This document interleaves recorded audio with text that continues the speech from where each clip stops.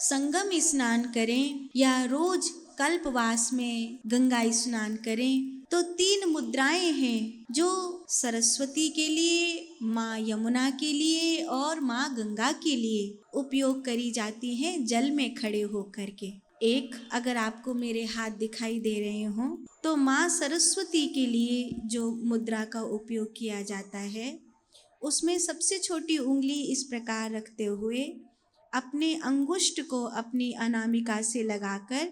अपनी बाकी की बची हुई दोनों उंगली को एक पुष्प की तरह रखा जाता है। ये मुद्रा माँ सरस्वती के लिए बनती है। दूसरा, माँ गंगा के लिए अपनी बाएं हाथ पर अपने दाहिने हाथ को इस प्रकार रखते हैं,